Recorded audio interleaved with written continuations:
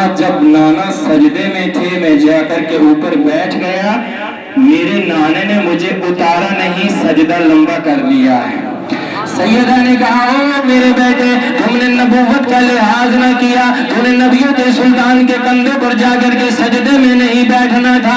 اللہ اللہ میرے حسین مسکرائے، 6 سال کی عمر ہے، تاریخ اٹھا کر کے پڑھو، کربلا کی تاریخ کو پڑھو۔ خدا کی قسم میرے حسین کہنے لگے میری ماں یہ تو بڑے راز کی بات ہے۔ بیٹا کیا راز کی بات ہے؟ کہا اماں جان جب نانا سجدے میں تھے تو میں نوازہ کان لگا کر کے سنتا رہا، نانا پڑھتے رہے، میں گنتا رہا، میرے نانا نے 72 مرتبہ سبحان اللہ پڑھا ہے۔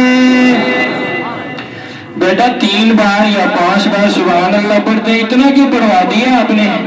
کہا اماں جان اس میں بھی راز ہے، نانا پڑھتے رہے، نوازہ گنتا رہا۔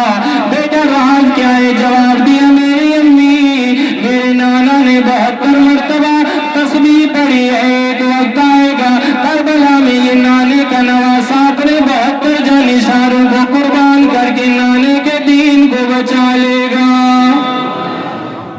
امام حسین کوئی معمولی شخصیت نہیں ہے، خدا کی قسم تم میرے حسین کو پڑھ کے تو دیکھو۔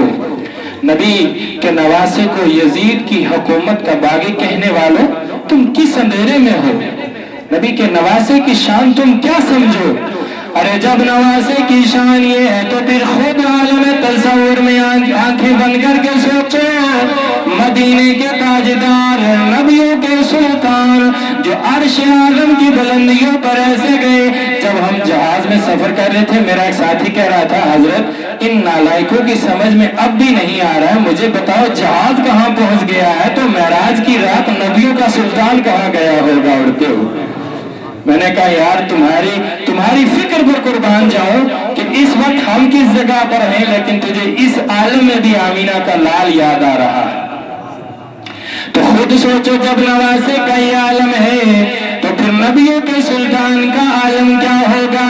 اس لیے ہم اس نواسے کی شان میں کہتے ہیں کہ نہ مسجد میں نہ بیت اللہ کی دیواروں کے سائے میں، نہ مسجد میں نہ بیت اللہ کی دیواروں کے سائے میں، ارے نماز عشق ادا ہوتی ہے تلواروں کے سائے میں۔